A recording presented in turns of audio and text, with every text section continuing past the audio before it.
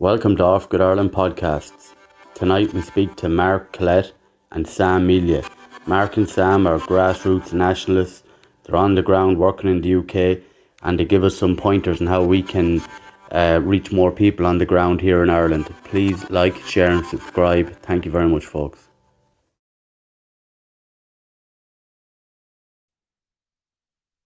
Welcome everyone to OffGrid Ireland podcast. Tonight we are interviewing Mark Collett and Sam Melia of the political group Patriotic Alternative based in the UK. They're an activist group engaging with the man on the street. We invited them on to share their experiences of activism on the coalface in Britain and how they engage with the public and what works and what doesn't work, and how they, inspire people and bring them along. While views being discussed tonight may not align fully with everyone, it's important groups who are on the coalface are given a platform to share ideas and goals. Patriotic Alternative have been nothing more than helpful and supportive when we reached out to them. I want to thank our good friend Joe Marsh, aka Welsh Nationalist, for all the help and support for tonight. Now let's welcome Mark Collett and Sam. Will be on a bit later. Mark Collett is a political activist. He is also an author of the book The Fall of Western Man. Mark is the founder of the Patriotic Alternative in his younger days. Mark was youth leader of the British National Party. Welcome, Mark, to OffGrid Ireland, home of the Irish podcast. I believe Sam will be joining us later. He is on tea time, so he'll be on in a bit. Thanks for coming on, Mark. Well, it's a pleasure to be on. Thank you for inviting me on, and hopefully I'll be able to give you guys some good advice or some tips that will help people. I mean, obviously, one of the most important things we have to realize is the golden era of internet nationalism is over. And the golden era of internet nationalism was somewhere between around 2015 and 2018. And during that era, you saw nationalist party or nationalists and nationalist groups making huge headway on sites like YouTube, Facebook, Twitter.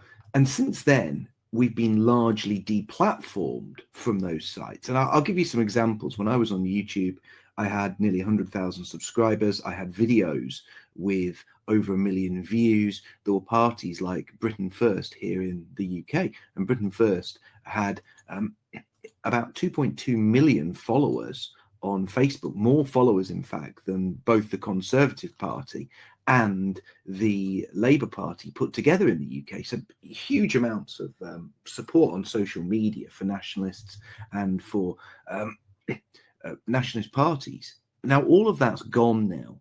And it's gone because, unfortunately, the people who run the platforms hate us. They can't stand us. They don't want us on their platforms.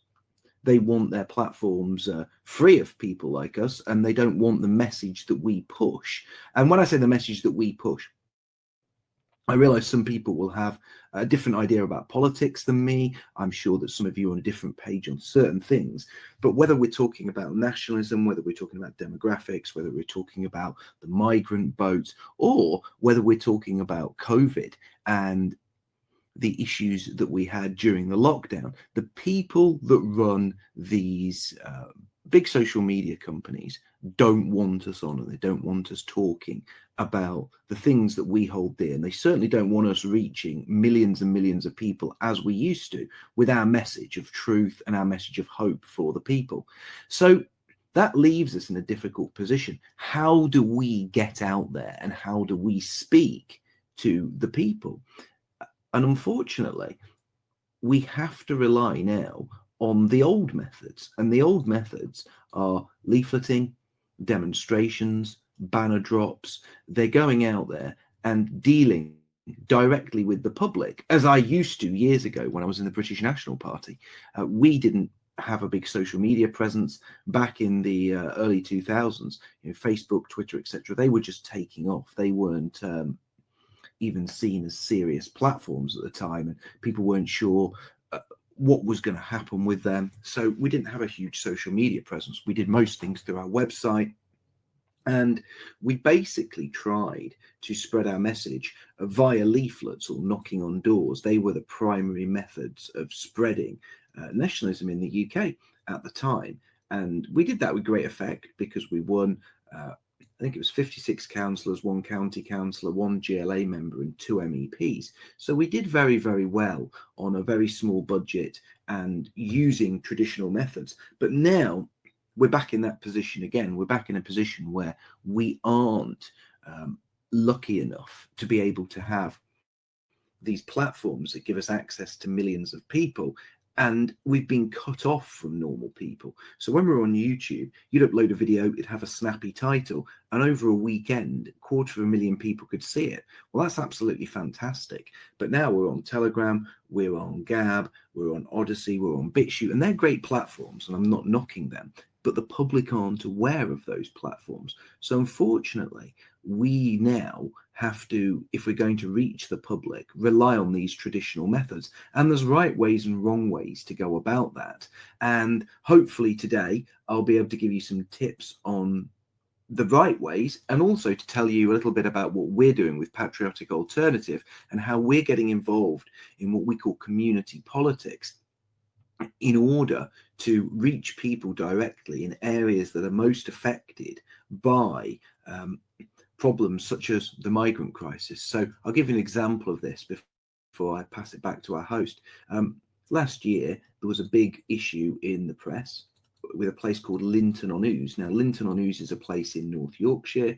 Linton on Ouse is a small village. They have an old disused military base there, and that old disused military base had been earmarked as an sort of a refugee/migrant centre. Now, the villagers were up in arms. They didn't really know how to fight back against it. They were very worried, very concerned. They did not want their village to be overrun. And to put things in perspective, you know, these villagers, they had a really good point, because the village is only tiny, filled with a lot of people who are slightly older, elderly people.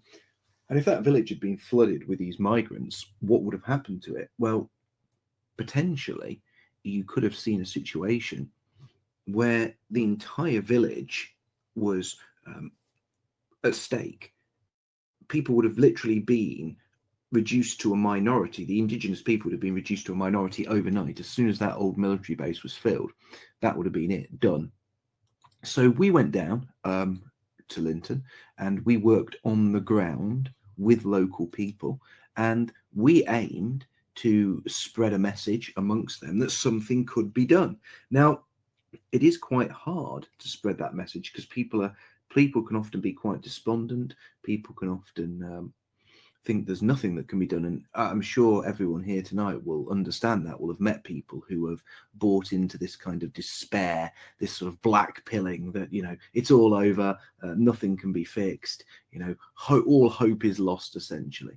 But that really isn't the case. And when we went to Linton on Ouse, we spoke to many, many people who were scared, who were worried, who did have legitimate concerns, and they just wanted to know how to organise. And we started very simply by knocking on doors, by speaking to everybody in the village, carrying out just a small survey. At first, we didn't even tell these people who we were.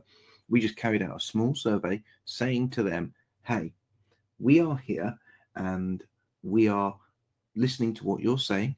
We're here to help you. We are going to ask you what you think about this proposed asylum seeker, refugee, migrant centre, whatever you want to call it. And the people gave us their opinion. They didn't want it. So once we knew absolutely these people overwhelmingly don't want it, we basically said, look, we're Patriotic Alternative and we are here to help. And the way to help you is not for us to do all the work, but for you to actually join with us, and we will show you how to organise as a local community through local channels with our help. And we will guarantee that if you do this, this isn't going to happen in your area. And as you all know, or as most of you know, hopefully, that asylum seeker centre didn't go ahead. It didn't happen.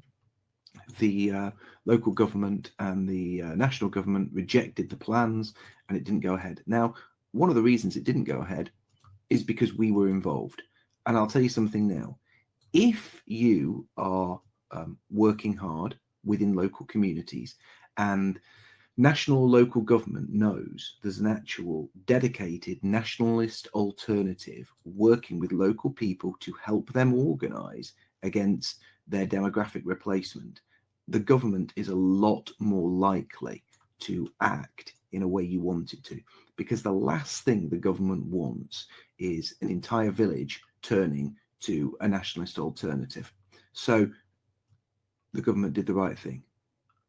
The centre never went ahead, and fundamentally that was a win for the people of Linton on Ouse. Now, some people will say, well, Mark, you didn't stop them all coming into the country. No, we didn't. They'll say, well, they're just going to be relocated elsewhere. Well, indeed, that is most likely. They will be relocated elsewhere.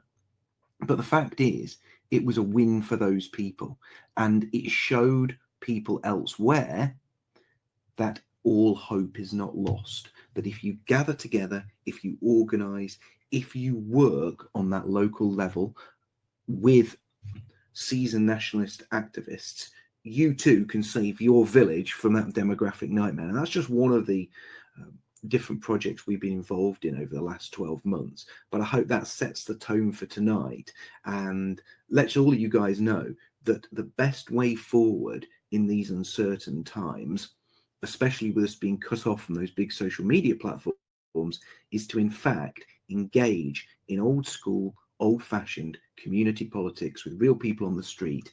And that's how you can start building essentially a better world. Yeah, Mark, that's brilliant. A lot of really, really good information there, and great work in getting that place shut down or moved or whatever. But yeah, no, that's really good stuff. Do you want to tell us a bit about say that the Patriotic, the name, the Patriotic Alliance, is it? Patriotic Alternative. Well, Patriotic Alternative is, we're not a political party yet. We are trying to get registered, although the powers that be are not having much of that. They're doing everything they can to stop us getting registered. But I can tell you this.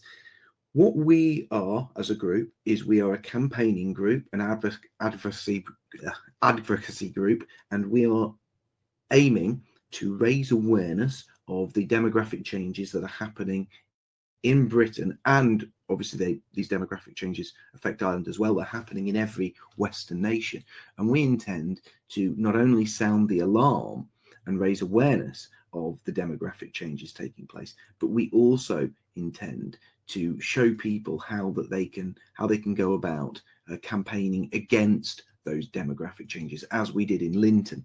Now, we have a number of different political standpoints, but the one that we're best known for is our issue with mass immigration and demographic change.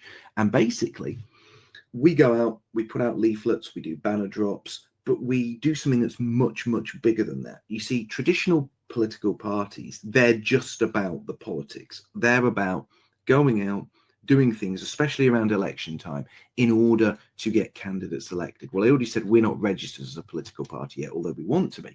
So what is our focus? And you might be thinking, so if you're not doing that, what are you doing? Well, we are a community-based group, as I said earlier, and a community-based group, community-based groups are there to build communities. They are there to erect nationalist alternative communities around the UK. So we intend to bring people together who are like-minded. After we've put out the leaflets, we've helped people, we work with people, we work with these different communities, and then we bring people together and build a nationwide structure. Because one thing that I found throughout my years in nationalism is that people feel quite isolated. Now, we've got 124 people listening tonight, and I wish this was in like a big room so I could see you all and you could all raise your hands. But if I said to people, raise your hands if you feel somewhat isolated, raise your hands if you've ever felt that with your political views, with your outlook on the world, that you feel like a little bit of an outsider. And I think most people would probably raise their hands and say, yeah, I've felt like that from time to time. I've felt as if I'm not in with the mainstream. I'm not a normie. And because of that, people often find it difficult to, talk to people openly. They sometimes find it difficult to talk to their family or their friends or their colleagues. They often wonder, if I do speak to my colleagues at work, might I get fired? You know, if I say something that's not politically correct, or if I speak out against, say, you know, the COVID vaccine mandates or the mask policies, will I get blowback? Will I get into any trouble? Will I become a social pariah? And that worries people. But then people bottle it all up inside, and people have no one to talk to. They don't have people they can go out and speak with. They don't have people that they can share their views with. They just have a loose connection of sort of online friends. They speak to a group of different avatars in different chat groups, people that come and go, but you don't form what are proper relationships in those kind of groups. So we aim to bring people into the real world. We meet at conferences, we meet at political activities, and we also have a number of social gatherings up and down the country every month, really. We have regional groups, so we don't organise just on a national basis, we organise on a regional and local basis. And this means there's a whole network of people like us up and down the UK, all meeting regularly, all interacting socially, all pushing towards a similar political goal. And that kills that isolation. It gets rid of that feeling that people have of being alone. And I think there are obviously going to be a lot of people in the chat who understand what I'm talking about when I talk about that isolation, because it is a real negative for many of our people. And I think that that's something that is very important, because as time goes by, as we look towards potential future lockdowns, more of this, I mean, in the UK, we're starting to have these climate lockdowns now suggested by certain local councils. We're going to need a network of like-minded people, not just to carry out political activity, but as a support group, as a network of people who want to work together, who want to socialize with one another, so that we don't feel so alone. And so we know there's somebody out there who's close by, that we know in the real world, who've got our backs. And again, if you look at our people, sort of whether it's our people in the UK or our people in Ireland, if you look at the history of our people, we have won a huge number of battles against different threats. And we've only done that, we've only achieved that by standing together as a community. But our communities have become shattered, we've become isolated, we've become atomized.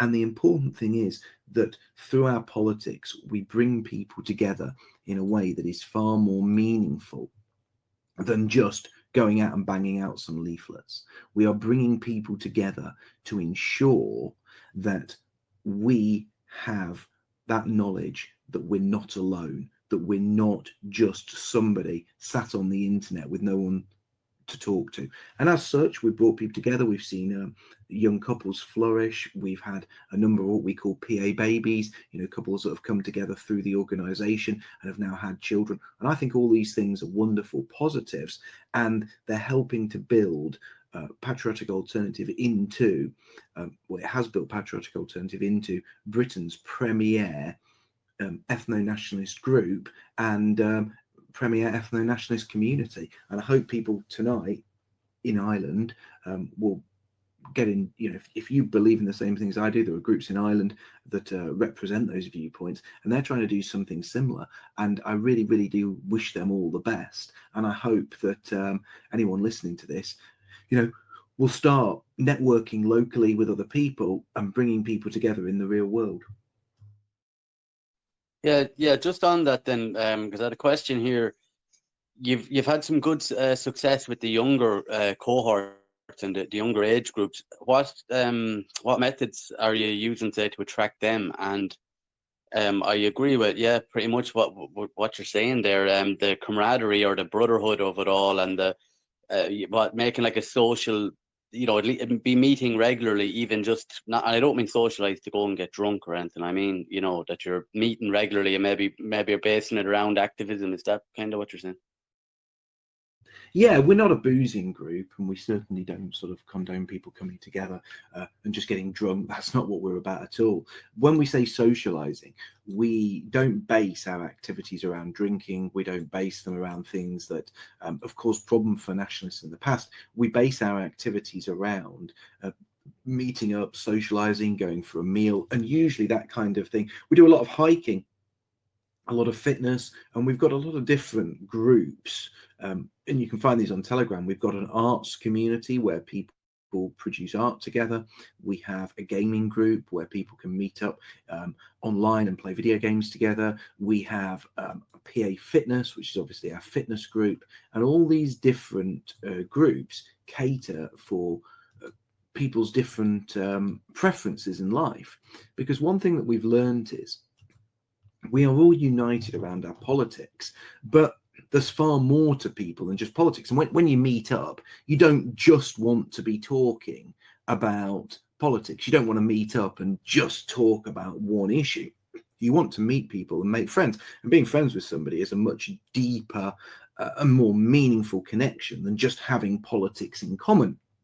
So we try to get people together in order to ensure that those people become genuine friends. And that means if you come out for the politics, you might end up leafleting with somebody who says, you know what, I'm really into hiking, and then you're off hiking with them next weekend. I think it was one of the first days of the new year.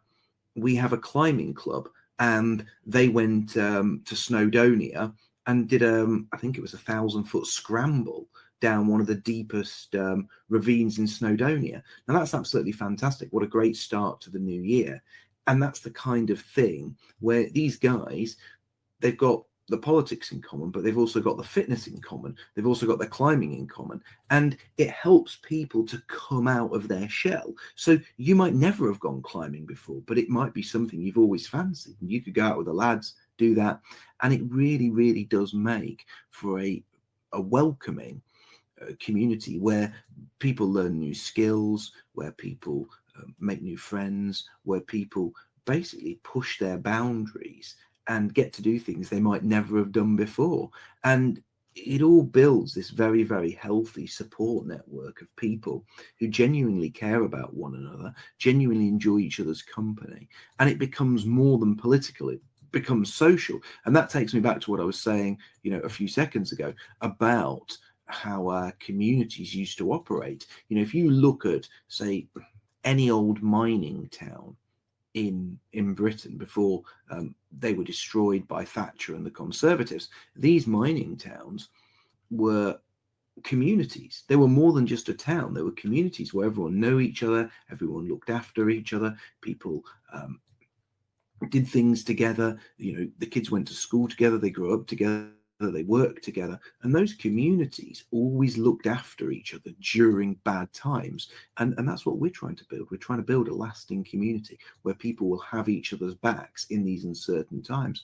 And the way we're going about that is a bit different to how previous nationalist parties organized. And you asked about young people. Well, all the things I'm saying, they're things that young people enjoy. During the lockdown, when Call of Duty Warzone came out, we started having Warzone tournaments once a month. And for about 12 months, 10, 12 months, we hosted these big events with 135 people playing live online together, a little bit of commentary, a little bit of fun, a prize for the winner. Somebody goes away as the champion every month. And that brought a lot of young people out of their shells. It brought a lot of young people to nationalism. It was back when I was on YouTube, actually, and we were live streaming these to YouTube. And I can tell you this now, some of these young lads, they're talented gamers, they're passionate about what they're doing, but they came to me and they said, look, Mark, I was really isolated. I was really alone. I was going through this lockdown. I felt awful about everything. I didn't really know how this was all going to end. And then I came on to one of your streams. I joined a group of 4, didn't know anyone. And by the end of the stream, I was having a laugh with these lads. We swapped details. We now game together regularly. And I'm part of a little nationalist gaming community. And we're all friends. And we've got somebody to talk to. And that's what you want. That's what you're trying to do. You're trying to make it so people go away from what you're doing with a positive outlook and with something to smile about. Because again, and I said this earlier, a lot of our people are so disenfranchised, they're so cut off from society, they're so isolated and atomized because of the way that society is structured. And they don't feel a sense of belonging. They don't feel any sense of belonging within the mainstream, because the mainstream is fundamentally, it's anti-white, it's anti-traditionalist, it's anti-family in many ways, and because of that, they're looking for something else, and we're giving them a real alternative, and we're giving them a chance to meet like-minded people so they don't feel so depressed. And as a further point to that, my door is always open to people. I get a lot of emails off people who tell me how depressed they are, who tell me how bad they feel about life, about the world. But my door's always open to those people. If people want to give me a call, if people want to send me an email, even though I am the founder and leader of the organization, I've always got time for people if they need help. And we've got several different programs and schemes to actually help young people who are in need. One of them is something I run, which is it's called a CV. It's a CV building workshop, where I work one-to-one with young people and help them to build their CVs. So a lot of people find it difficult to get a job. They find it difficult to put together the kind of CV they would need to get the kind of job they desire. And I not only help them put together what's called a professional CV, but I also go on to help those people with interview techniques. And if they need to call me, if they need to sit on the phone with me for 25 minutes, half an hour, 45 minutes, an hour, going through potential questions, what they think they should say in an interview, and just some basic life skills, I'm there for that. And I want to add, before I pass it back over to you, that isn't something that we charge money for. That isn't something that we put a price tag on. All these things that I'm talking about now are free of charge. None of this is something that we make money off. If people need my help, if people need my expertise, if people need help with a CV, I don't charge these people a fee. I don't charge people, sort of an hourly rate to sit and talk to me on Skype or anything like that. When we do these things for people, we do them out of the good of our hearts, and we do them to enrich other people's lives, not to make profits for ourselves. So if anyone was going to ask that, is there any charges or anything like that? There isn't. All of these things are done on a genuinely charitable basis. Yeah, Mark, that makes a lot of sense, and I get what you're saying. Like, you're trying to forge bonds, like, let's say, camaraderie or brotherhood, but also, like what you're saying there, to be able to give people a dig out, like, from some of the books and stuff I've read on, probably similar to what you're saying, like some Irish activists, they do outreach for homeless people. Like, they have a whip around, they do food drives and stuff, and then they'll distribute it. So I presume it's a similar thing. It's creating goodwill, I suppose, that you're not seen as a menace in the community. You're seen as a positive influence and a good role model to these young fellas that want to, they're looking for, or I suppose they want to change the politics, and they can see they can see all the problems that we can see ourselves, and they want to get involved. So that's really good tips and stuff there. Would we bring Sam in, Mark, and let him and see if he wants to contribute? Is Sam here? I know his wife isn't very well at the moment, so I didn't know whether he's in tonight. But if he is in tonight, I'd love him to speak, because he was the one. One thing you've got to understand about Patriotic Alternative that is really, really important to me is it's not a one-man party. This isn't like, there are certain groups, I'm not going to mention their names, that are basically just one-man organizations which exist around one person, but that's not Patriotic Alternative. So when I say some of these wonderful things have taken place, that's not all down to me, and I certainly shouldn't be the one getting all the credit for it. And when it came to the work done in Linton upon Ouse, basically Sam was the dynamo behind all that. So if he's in the chat and he's got something to say about that, I'd love to hear that, because he definitely deserves all the credit for that. Hello, yes, can you all hear me all right? Mark's been kind enough to take a breath, so we can jump in now. I'm the Yorkshire Regional Organiser for Patriotic Alternative, and we were responsible for Linton, basically. As Mark said, I've been here listening to him. Started with a survey taken of the village. We went, literally, it's not a very big village. I think there's about 400 people there, so only about 100 or so houses. So we were able to, in one day, just literally knock on every single door.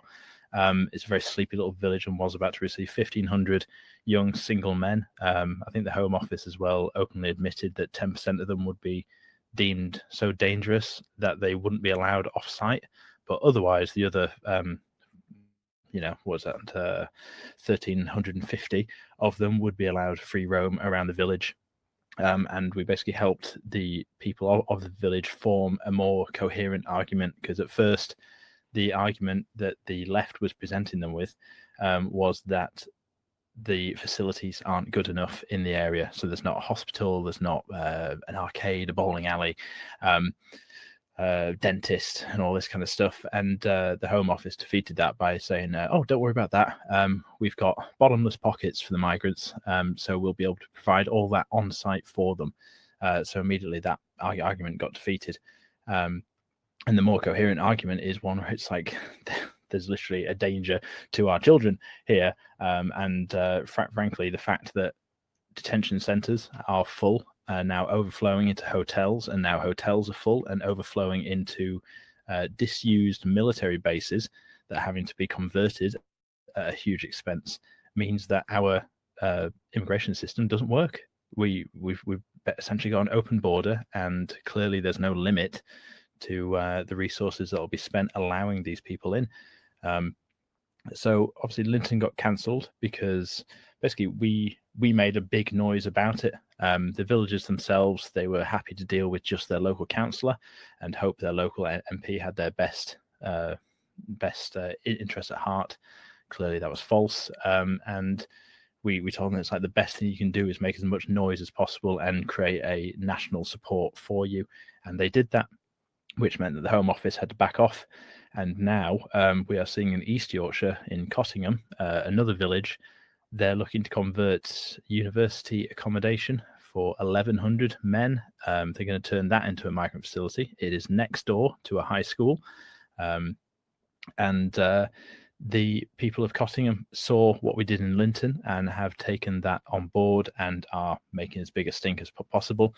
We've got a very big demo coming this weekend on Saturday at 2 o'clock, and we're looking at a few hundred people there in the centre of Hull. They've already done a march in Cottingham. The locals, they're just up in arms immediately. There's no worries about if the facilities are good enough or anything like that. It's like, no, I'm scared for my children. They shouldn't be here. We need to be turning them back before they even land.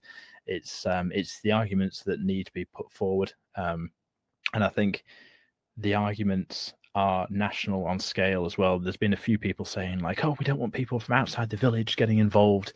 And just as we've seen in Ireland as well, national and international support only helps these things. And this issue won't be addressed until we address it on a national level. The people of Linton wanted to keep it quite local, but obviously it didn't happen in Linton, so the Home Office is looking elsewhere. They've found Cottingham, and Cottingham are saying, no, we want this addressed at the root, rather than just moving it down the line. Because I think eventually it has to happen. You know, we can't keep saying, please, not in my backyard, you know, someone else's. It's not fair, and it means that everyone around you then doesn't want to support you, because it's like, all right, then it means it's coming to me. So yeah, we've got people are seeing, and people are kind of taking notice of how we did things and how we're doing things, and I think that's part of, like you were saying, our appeal is the fact that we're not doing things the way that parties have done in the past. We are kind of writing a new rule book, and I think for a lot of young people that's a very refreshing thing to see. Yeah, no, that it sounds brilliant what you're doing, and fair play to you for that win you got.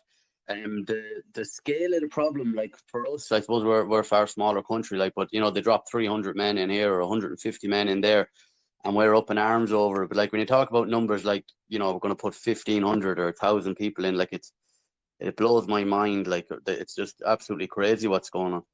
Oh, dude, it starts with the few hundred. That village in Cottingham, they had Thwaite Hall, which could house 200.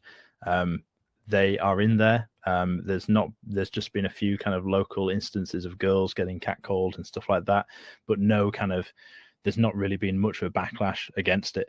But obviously there is a tipping point for people, and in a lot of cases it's big numbers like this. You know, 200 people in a very private accommodation, they won't be noticed, and and it kind of goes under people's radar. But something on this scale, it really highlights that there. And for you in Ireland, it's building up speed. And tell you what, eventually the 300-person accommodations, they'll be full, and the only thing left then will be like, oh, do we have any well, like we have in the UK, do you have any abandoned military bases, prisons, university accommodation? It's anywhere they can. We're at that level. Yeah, we're at that level here. Yeah, they're just putting them into old industrial units now, and exactly, stacking them anywhere they can put them. Yeah, and it's like that money to convert it. It's just stick bunk beds in there, just get them in. It's like they've literally. There's no concern as to it's like, can we process them at this speed with this amount coming in? It's like it doesn't matter. Money. It's human trafficking is what I call it. It's just human trafficking and profiteering. I know with the Ukraine thing, we've a lot of Ukrainians going on. Maybe some of them are fleeing war, maybe they're genuine, maybe they're not. But to me, it's just war profiteering. I know you have Serco. It's a big company over there that's kind of involved with all the migrants. But here in Ireland, we have a lot of there's a lot of private guys that's just making like 250,000 a month for putting these people up. Just that's only one example. Like this is huge. Like there's perverse incentives, basically, is what I'm saying to you. Like they don't want to stop this because it's a big money racket. Yeah. There's I think there's hotels. There was one in the UK that recently kind of made a big name for itself by turning down the Home Office's offer, and it was $1 million for a year, which for a hotel is like just a fat chunk of cash like that. And then also in the contract is once the migrants have moved out, we pay for a renovation and basically a fix of any issues you've got. So it's like you get £1 million up front plus a renovation. It's like if all you're concerned about is money, then you're not going to see any issue with it. And calling back to Mark, it's like the fact that we haven't got a community, we haven't got a real society, no one feels any responsibility for those around them.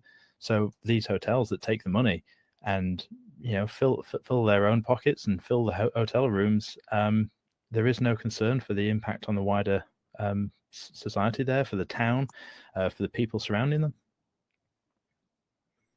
They're a threat to the working class, especially because their competition. I don't know if these half of them aren't even allowed to work here in Ireland. So I was going to say, but in general, like flooding the place with low skilled or zero skill people, it's direct competition to the working class people in those areas who want to get a job or want to have healthcare or want to send their children to school. Like they're direct threat to especially the most vulnerable in our own societies, so it just doesn't make any sense to me why they would do it. Well, I know I have plenty of conspiracies and ideas as to why they're doing it, but none of them are for our own national interest, I can tell you. That's the thing. It's like if the only benefit of immigration that's billed to you is like, the GDP goes up, unemployment goes down, and profits go up, and it's like, okay, but a nation isn't made up of a stock market, it's made up of people. And if you're just going to replace the people, then it's not a nation that I want to do anything for. Yeah, they want a bunch of compliant they want some form of communism. Do you know what I mean? If you bring in all these people and they're reliant on the state, they're going to vote for more. Like they don't have skin in the game. They're not coming over to the UK buying a house or setting up a business. They're coming over with the handout, and they're going to vote for, or they're going to support any parties that they perceive is going to keep handing them stuff. Yeah, and they don't remember how it used to be. Our people remember when owning a house was something that used to happen. But for people who are arriving now, you can essentially set like a new low bar in terms of quality of life and have that be the new standard. Whereas, we've got parents who can tell you it's like, oh yeah, I bought my first house for 15,000, and your mind's blown by it. Whereas if you're arriving fresh off the boat now, the idea of owning a house is just like, yeah, well, I mean, why would you own a house? You can just rent constantly for the rest of your life, and you never expect anything different. And just another point on that as well, with a lot of these guys that are coming in, they know how to have children. Like they know how to procreate. They're well able to, have 5 or 6, 7 kids. So their demographics are increasing, not unlike the natives in Western Europe. that we're in decline in Ireland here. Our birth replacement level is below what it should be. So while we're in decline, these people are coming in and they're just exploding in numbers. Patricia's here. She wants to come in. She looks after the podcast here with me as well. She's just after coming online. Yeah, thanks, Gavin. I just want to thank Sam and Mark for coming on with us tonight, and the information that you're imparting to us is absolutely valuable. I just want to touch base there with Sam real quick. I really appreciate you coming on tonight. I know Laura is quite ill, and really, I just want to touch base on you now that you are a father, and do you feel more impassioned, to safeguard the future for your children, and I guess everyone here now. I know myself, I'm a parent, and it's really impassioned me, to put the ego aside and just try and get everybody to the table and try and sort this mess out. Oh my God, yeah. One of the things we ran into Linton a lot, because it's an older demographic. A lot of people saying, "Oh, it doesn't matter to me. I'm going to be dead in 10 years," and that mentality, as someone with a child, it's like you want to take as much of the fight on yourself so that you're not leaving. I mean, every parent wants to leave the world a better place than they found it for their children to enjoy. And what we're looking at a future that is very bleak if nothing is done. So it's upon all of us, whether we're parents or not, to try and improve that future. And I know, I think Mark's daughter's 2 years older than mine. And I remember when he first had her, and he would say, "Oh, all of a sudden everything's just it's a little bit more real."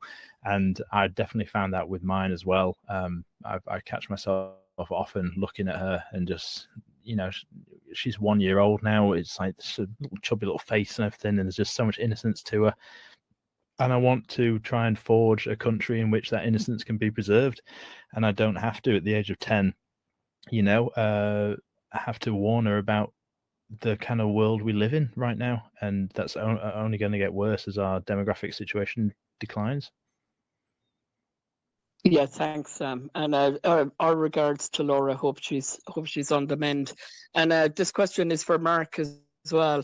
One thing that I really admire about your party is the fact that women have just as much of a say and are as much active in your party as the men are, and I think it's really fantastic to see. I mean, obviously Laura is there as deputy head, and she's really, really out there, and it's really empowering to see that being envisioned. And we have Melissa O'Neill on the chat here as well, and she's stepping out there as well over here in Ireland. She's putting herself forward, and she's taken a lot of flack along the way as well, so it's fantastic just to see what you guys are doing, and the fact that the ladies are really strong to the fore in your party, and I just really admire that about you guys.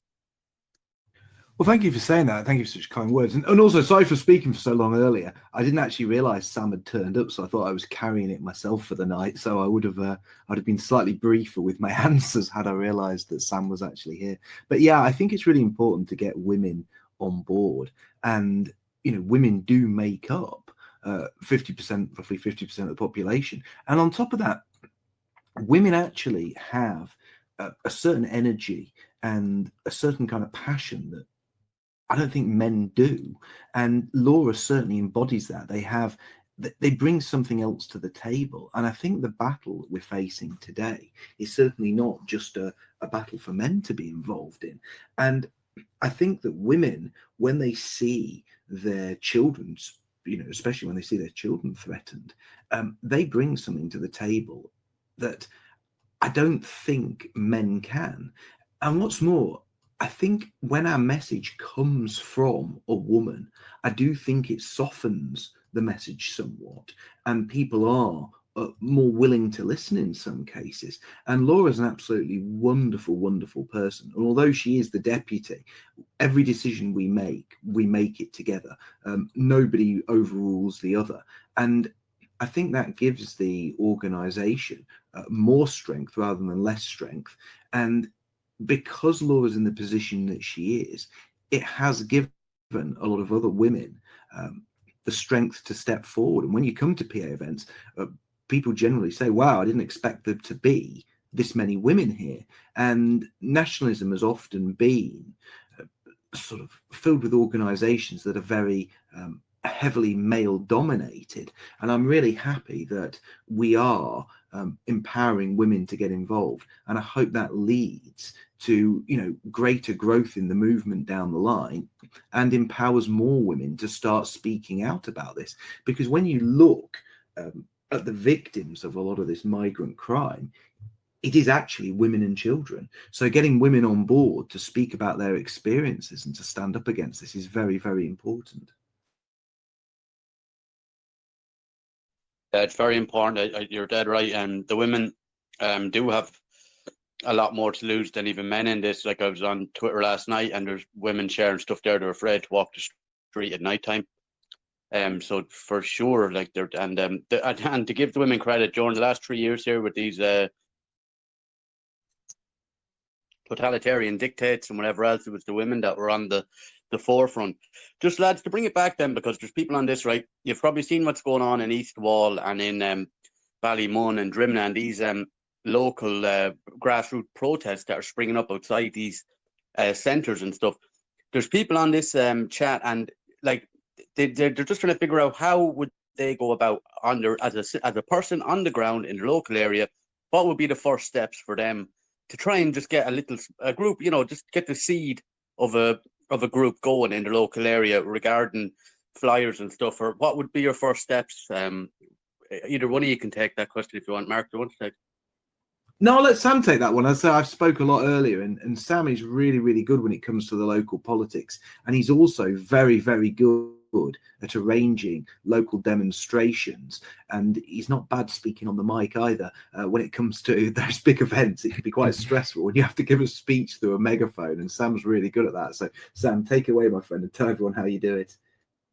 As bad as social media can be for us, it's actually incredibly useful for organizing people. If you've got Facebook, as almost half the world does, if not more, then Facebook groups are the easiest way to kind of immediately compile a base of people. In terms of this Cottingham one, I think overnight they had a Facebook group with over 1,000 people in, some from further afield, but mainly locals. And it's just a case of being the one to stand up and get your head above the parapet for the most part. A lot of the times, the best organizer is just the person who stands up.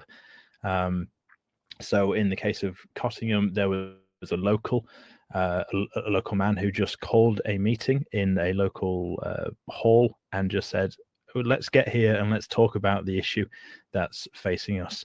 And that got passed around the local Facebook group and word of mouth. And then they got together, and at that meeting, they arranged their first march, which was just this Saturday just gone. I think they had about 400, possibly 500 people on that. So most of the population came out for it, which is fantastic. But I know there's people who were involved at that early stage who have kind of gone like, oh, I've never done this people organizing thing before. It's actually quite difficult. What's really good is having a tight team. In Yorkshire, I've got a really good set of guys around me, and a girl actually, who are fantastic at helping me organize people. We've got a central email account, and then a lot of the time, say like this protest we've got coming up, it's just taking the plunge and arranging it, and kind of if you build it, they will come, and you just kind of take it on your own shoulders. I think a lot of what you can do when you're divided, you can get in touch with your local MP, your councillors, contact them. But I think a mass protest is something that it doesn't come about organically. It can feel like it does, but it doesn't. It normally takes someone deciding a time, a date, not fannying around like it's like, oh, when's that? Everyone free? Just time, date, place. We're doing it here, and moving on from that point. I'm trying to think what we've done. Really, it's a rough one because I think it's also having a group. I know there's been a lot of talk of it's like we should all be individuals and we shouldn't have a group or anything like that. But as soon as you have a group, it's like a force multiplier. You wouldn't send an army in with everyone just wearing their own clothes, would you? It's like you have a uniform, you have a team that you work with. And I think what we've seen in Eastwall is a few people who have kind of stood up, taken charge of things. A lot of the time, it's just whoever's willing to get on a microphone or in front of a camera. We've seen a lot of the citizen journalists, the likes of Active Patriot and Steve Laws. These aren't people who kind of set themselves up as like, I am going to lead the movement. They're just the people who felt they had to do something. And it was the same when I took on the role of regional organizer. I just kind of went, I'll have a go at that. I've never done this before, but 3 years in, and I love it. I love bringing people together, and I love making a difference. So I think it's being aware that there's a bit of people management there, but a lot of it is just having the balls to go out there and get it done, rather than just waiting for someone else to take control. That person should be you. If there's no one there taking control, be the one, you know. And I think if we had more people like that, we'd be seeing a lot more progress. But yeah, the Eastwall ones are fantastic, and I think what you really benefit from over there in Ireland is the fact that you've still got, in recent memory, an ethnic identity. Obviously, you know, the Troubles weren't that long ago, but it's left you were a strong community during those. Whichever side you're on, you were a community, which meant that when these people came in, you were still able to come together as a community. I think what we've really lost out on is that sense of community. So when these things land, we've really got to build it back up. You know, most people don't like the neighbors or anything like that, and it's like there's just not that history. So I think as sad as it is, what happened, you have benefited from it now, which I think is fantastic, and it's really heartening to see how well you guys have pulled it together. Yeah, no, it's great to see what it's just sprung up there over the last month or two. It's great to see it because it was very disheartening there for a while, but a lot of people are very worried. We've had some high-profile murders and crimes over the last couple of years. There was an incident last week in one of these migrant centres, or barracks as I call them, for plantation centres. But anyway, we had like 20 men involved, 4 people arrested. They were stabbing each other in there. It's like this stuff is getting it's getting national attention, and people they're not one bit happy about. But just back on that, Sam, so you're saying someone wants to maybe try something in their own area, they just set up a Facebook group or something starting off, and then I think that's the easiest way, because people feel a lot more brave online. I think if you went out into the middle of the street and said, here's what I believe, come and sign up on the dotted line, I don't think you'd get many takers, but you get people willing to just join a Facebook group and then see what's going on. And that's how you kind of bring people in, and you'll start to see who's more vocal, you know, who's sharing posts, who's getting involved in the comments, and you'll start to see it's the same names popping up over and over again. And it's a very quick way of just getting your group out there. You might not have a name, but as long as you're united towards a single aim, then you're able to multiply that force. So yeah, I'd say the initial thing is Facebook group, and then from that, if you've got a small team, you can look at leafleting. Again, we've got a ton of people who are good at graphic design in this thing. Normally, if you just put the question out there, you'll have someone who's got a spare hour to just chuck something together for you. And then you can go door to door, get the people who haven't, you know, they don't pay as close attention to the Facebook, and start to build up a group there as well. And at a certain point, you'll feel it's like, right, let's do a demonstration. And that first one, it might be small, but it's something, it's action, and that's the first step. It's like it might just be, you know, you and 5 others, but next time it'll be 10, and the time after that it'll be 50, and after that it'll be 100. And like what we're going to see in Hull, hopefully this weekend, this will be the biggest demonstration that Patriotic Alternative has pulled off after the Drag Queen Story Hour protest that we had last summer.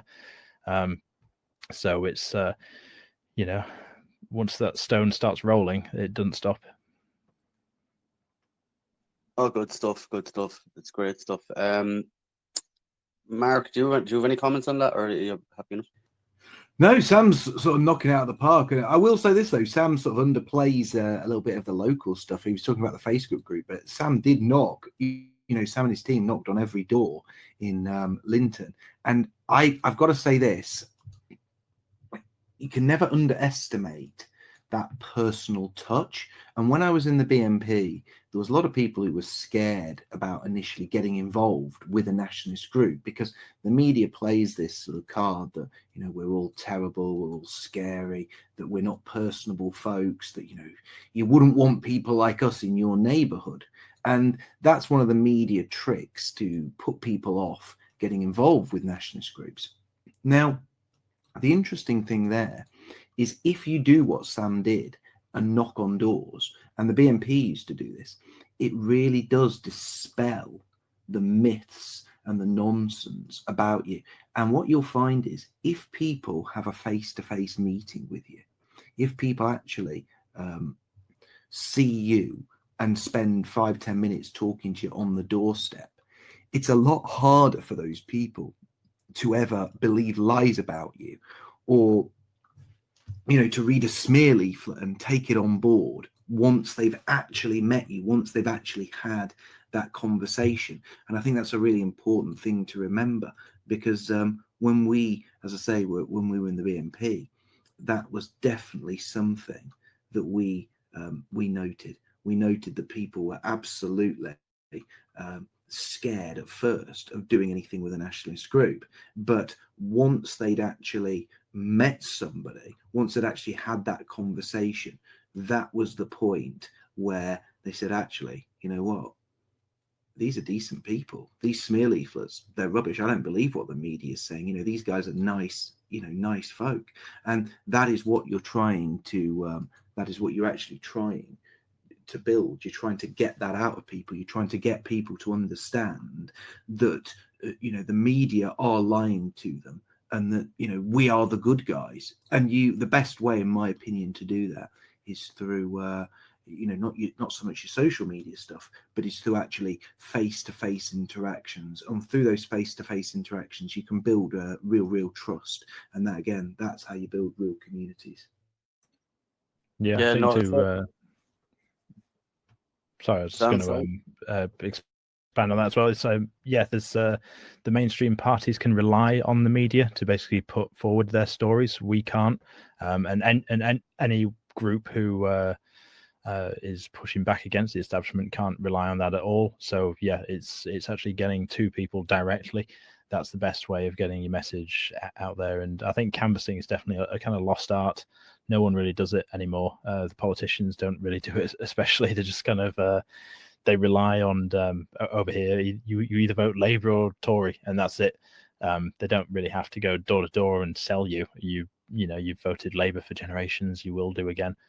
Whereas I think we do benefit from going and speaking to people directly. Definitely. I think that could be a very good tactic for Ireland. For the reason is, Irish people are very worried about what other people think about them and what they say about them, and the media likes to, what do they call it, dog whistles or whatever. So far right, racist, this, that, and the other, and people are terrified to be labelled under that label. Actually, a lot of people are shaking off that now. They don't actually care. They're beginning to be able to stand up and speak out. But basically, what I'm saying is that's probably a really good tactic for the Irish mentality as well, because when you're far right, or you're anti-vax, or you're this, or you're that, they actually meet you on the door, and you can express yourself articulately. You're not the big boogeyman or whatever that they try to paint you out to be, because they do alternative activism. They do put out stickers and flyers against you and try and blacken you and smear anybody that associates with as one of these isms or whatever. So I'd say that's really good information, especially for the Irish situation.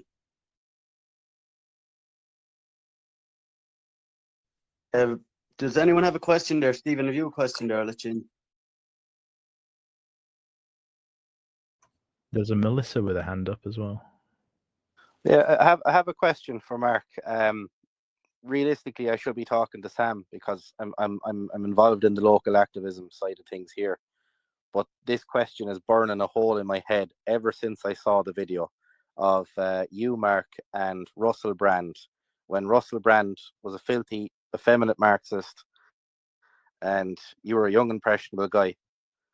And it's the clearest example of the shift in the Overton window, watching that video and now watching you and Russell Brand today, because I don't think you've changed that much, but the whole of society has outgrown you and passed you, and woke has even gone further than Russell Brand, to the point where he's now talking a bit of sense. For to what ends, who knows? But would you ever think about doing a part 2 or reunion? Yeah, of course I would. It's something a lot of people have actually asked me, saying, "Would you be willing to do something like that?" And of course I would. I think it would be absolutely brilliant. I'd do that in a heartbeat. And I think it's quite interesting to see that when I was a young man, I was very, very outspoken about 2 issues. One was obviously demographics. The other was Jewish influence. And I think when you look at all of the things that I was saying back then, and you look at where we are now, and I've stuck by my guns over the last 2 decades, I haven't backed down at all, you can actually see that I was pretty much right in predicting what would happen.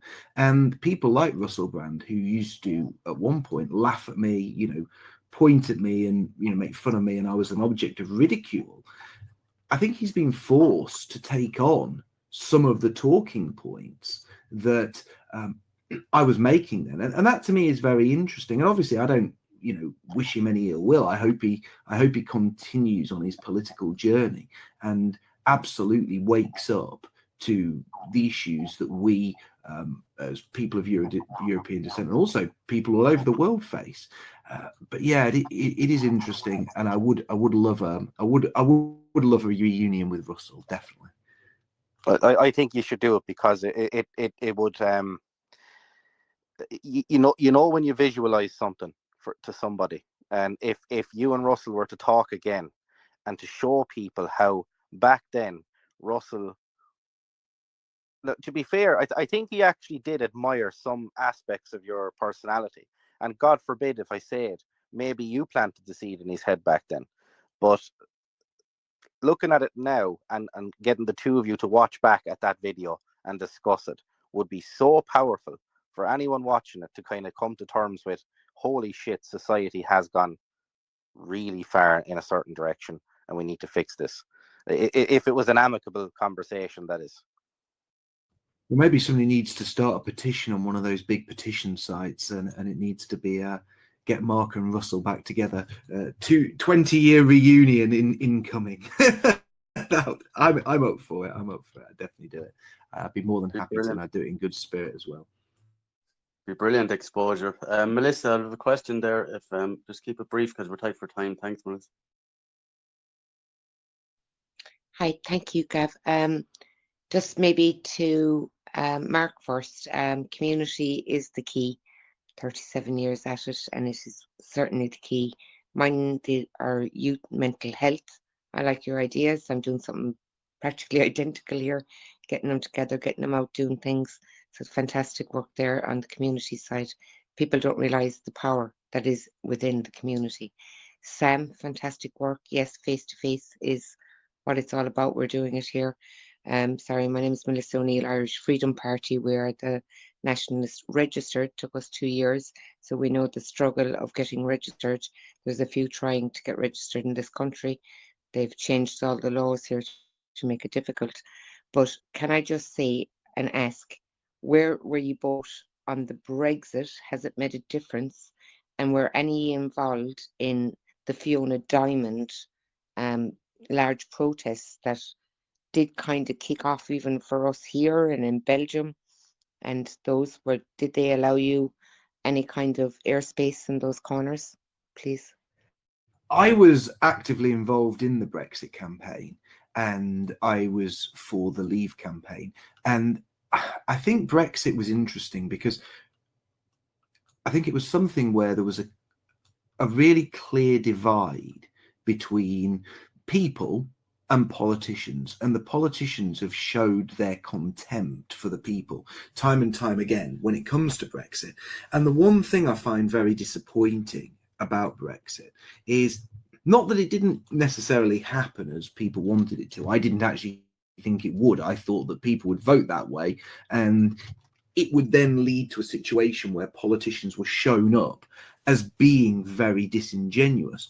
But unfortunately, and this is my big bugbear, despite the fact that these politicians were all shown up for being so damn disingenuous, unfortunately, the situation is people don't seem to have learned from that, which is the thing that annoyed me the most. And the other thing you asked, the protests, I'm not sure what particular protests those were. I wasn't involved in them, so sorry about that.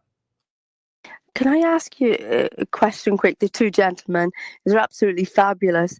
I'm involved with eco bills. We're a lot of hands-on, back to nature approach. Basically, what we want to do is we want to give people a sense of pride about what they can do with their hands. So teach them how to make eco bills, teach them the old traditional Irish skills, take the youth away from being obsessed with technology. But this is the challenge we're having, and we know we will have. How I heard you saying you had, you got youth groups together, you got them in gaming. We want them to have that. We don't want them to give up that, but we want them to get their eyes off their phone and learn to have a sense of nature, get back to the nature, learn skills, become creative, because I feel this is being taken from us. Is there any tips you can give me in regards to kind of more younger people, how we could approach them? How is there anything you can just help out? Tips Well, I'll would be say this: appreciated. people do like gaming, and they do like their screens and their computers. But I can speak for young men especially. And I think Sam will back me up on this, and obviously Sam should have his say on this because he does a lot of this with young people too. When we did the first ever event that we held before it was even called Patriotic Alternative was actually a camping event. And you might find that odd, but I always find that the outdoors brings out, well, usually it doesn't, not in everyone, but I find it brings out the best in most people, and young men especially still love that. And when you get them outdoors and you get them away from the screens and you get them around other young men and you get them bonding, it brings out something special. And I can tell you this, I think what you're doing, what you've said to me just then, is absolutely beautiful and amazing. Doing things with people that helps them learn to use their hands, that helps them learn traditional arts and crafts, all of that is fantastic. And it can be something as small as going and catching a fish, preparing it, cooking it and eating it with a group. But all of those things are really, really important. But what you're saying then about, building these little eco settlements, that sounds absolutely fantastic. And I tell you what, that isn't something we're particularly doing at the moment, but it is something I would absolutely love to do. Anyway, I'll pass it over to Sam because he works with a lot of young people too. Yeah, it really sounds amazing. I'd love to come on to something like that. We've found it's getting the young ones out, because obviously the way video games work now, they basically they take that achievement side of your brain, that side that wants to accomplish things, to summit things, and it just floods it with dopamine. So it's like after every game of Call of Duty or whatever, you're getting levels up and guns are unlocking and things are exploding. It really appeals to the kind of brain chemistry to make people feel like, oh, I'm doing something here. So it's breaking them away from that. And we've found we've had a lot of success with scrambling recently. Scrambling is a term of mountaineering, and basically it goes up to a grade 3 scramble. After that, you're then rope climbing. So, but a scramble is something you can do with just a decent pair of shoes, and it's not too dangerous. A grade 3 can get a bit sketchy at times. But we found a lot of the young guys really enjoy that. You get a bit of an adrenaline rush, and you get to the top of a mountain, and instead of it being a slog up a path, you've cut like kind of as the crow flies straight up the side of a rock face. So it appeals much more to that accomplishment side. We've had paintballing, which has brought a lot of the younger guys out as well. It feeds into that competitive spirit. And one of our most popular walks we actually did was a foraging one. We had a professional forager come, and we basically had this route planned, and he was showing us the various mushrooms, various fauna that's just around, and or flora, should I say. And he was showing us, this is what you can do. You can cook with it. He was showing us this mushroom that's, I think it grows on the side of birch trees, but on the underside, you can actually peel off the skin of this mushroom, and it's an antiseptic. So it's like if you had a cut, he was like, if you cut a strip of this and wrap it around, it will keep your cut clean and actually be better for you than a plaster. And it's this kind of stuff that really does appeal to people. I've been wanting for a while now. There's a few places in the UK that do it, but you basically live for a couple of nights in the woods, and they teach you how to snare and what you can eat and what you can't eat in the woods. And you learn fire making, stuff like that. I'd really love to do that with some of the younger guys. I know we've got a lot of people involved who have these skills, and it's finding those who have the skills and being like, would you like to run a workshop? One of my best guys in Yorkshire, young guy, but he's a scout leader. And whenever we've been out on walks and there's been kids or we've been camping or whatever, he's been more than willing to show them how to whittle something, how to start a fire, like all this kind of scout knowledge that he has, he wants to pass down. So these courses you're setting up sound fantastic. And the hardest thing is, kind of prizing the kids away. I've got family members, I've got a niece who is just glued to a phone. But if you can get her outside, she loves it, running around, climbing all over everything. It's just getting them out the door, that first step. And I think that's, I suppose, it's making it, if you've got that community, then they trust you to come with you. So it's, sorry. And you give them a sense of pride. Yeah. If you show a young child how to make something simple and build up their confidence, which we have done children's workshops, but we just want to take it that little step further, and you have given a great advice.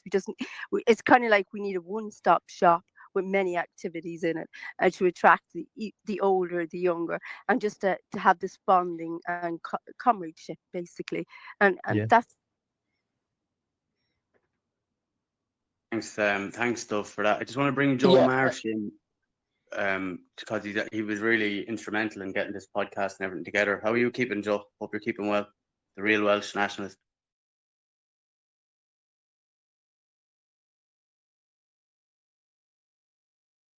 I can't hear you, Joe.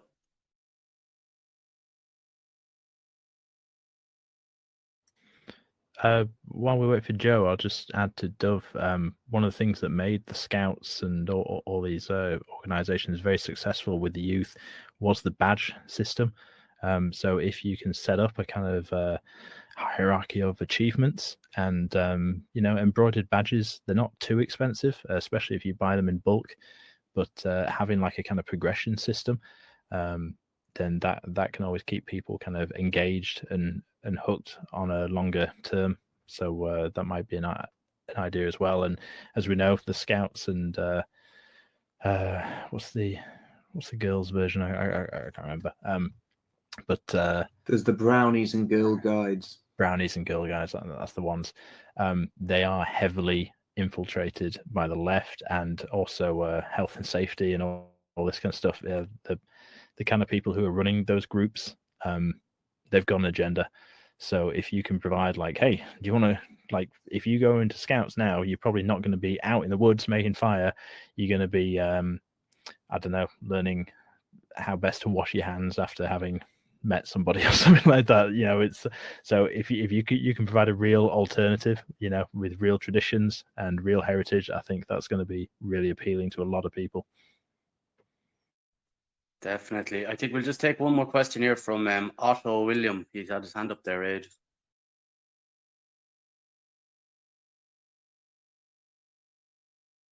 Thank you for the opportunity to speak here. First of all, Sam, you're a joy to watch, joy to listen to. I don't know if you drink, but you definitely seem like the kind of bloke I would want to have a pint with. So thank you. I hope Laura as well soon enough as well. And Mark, I've been watching you for a good few years at this point. I first learned about you through the Iconoclast. You appeared on his channel a couple of times, and he appeared on PWR as well. I was just wondering. I was just wondering if you knew anything about what happened to him, because I know he was banned off YouTube sometime right about in the middle of 2020 when you had the Black Lives Matter, and he talked about going on a Bitchute after that or something. I know he appeared on PWR after that as well, but he just seems to have vanished off the face of the earth since then, and I'm not sure what's happened there. Is he just? I don't know. I don't know if you would know anything, but it seems to me like he just wants to kind of live a private life, kind of contribute to the cause in its own private way. I'm sure he still follows patriotic alternative. Sorry, but Yeah, I don't I know. don't actually know. Last time I spoke to him was quite some time ago, and I think he's trying to start a family and sort of get his life into order in that way. But I think what happens with a lot of content creators, especially larger ones, like Iconoclast, is when they did get their bans from these big platforms, it is very hard then to make videos when you're used to getting sort of hundreds of thousands of views. It can become very difficult to sort of make make videos on smaller platforms and just get 5,000 views or something like that. And I do think when we saw that big YouTube purge, we really did lose a lot of good people. There were a lot of good content creators who disappeared, and sadly he was one of them, and he was one of the best. Him and Way of the World, for my money, were two of the best content creators we've ever had in the nationalist sphere. I know Way of the World still makes videos, but it is, I hope one day that Iconoclast does come back and start creating content again, because his stuff was absolutely superb. And obviously I wish him all the best for anything that he does in the future, but it would be great to have him back at some point. Yeah, I hope so, and I hope he's keeping well, because I think for a lot of us he was sort of not just in Britain, but of course I'm here in Ireland, and for a lot of us he was a gateway drug, so to speak. I don't know if that's a No, I understand what you mean. And look, the thing with Iconoclast, which is something special, is he was a really personable and relatable guy. So I did a number of different streams with him. I've worked with him. I've spoken to him personally. He is a really, really lovely fella, and I do wish him all the best. And I hope he's found what he's looking for. And if one day he comes back, that would be an absolute, that'd be absolutely brilliant for the movement as a whole, because he's a really good guy. Stuff. That's it. So, lads, right, you've been really good with your time and everything. I think it's been really productive. You're a wealth of knowledge, the pair. You keep up the good work you're doing. It sounds like you're starting off something that could be a bit something magic, I was going to say, but yeah, hopefully it'll come together for you.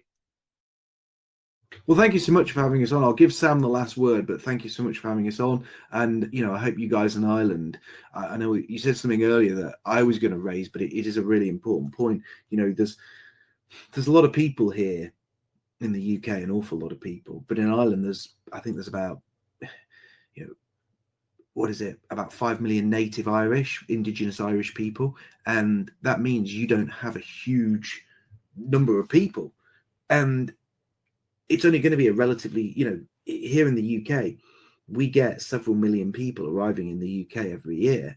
But if you get 2 million people, or just 2.5 million people arriving in Ireland over 2 years, that's enough to not only increase your population by about 50%, but to massively change the demographic balance of your whole country. So I really hope you guys manage to turn things around, because I think it would be a real crying shame after what your ancestors have been through, all the things they fought for, to see them reduced to a minority in their ancestral homeland. So I wish you guys all the best, and thank you so much to everyone who joined this stream tonight. Thank you for hosting us. It's been great. Yeah, thank you for having us on, guys. It's one struggle against those who are looking to replace us all. So it's really good that we're able to reach hands across the Irish Sea and work together on these things. Thank you. Yeah, thanks, guys. And Sam, we'll get Laura on at some stage once she's feeling a little better in the next few months. I'm sure she'd love to. All right. Well, thank you very much, guys. Have a great night. I'll see you around. Thanks a million, guys. Bye bye. Thank Thank you. you. Thank you and good night.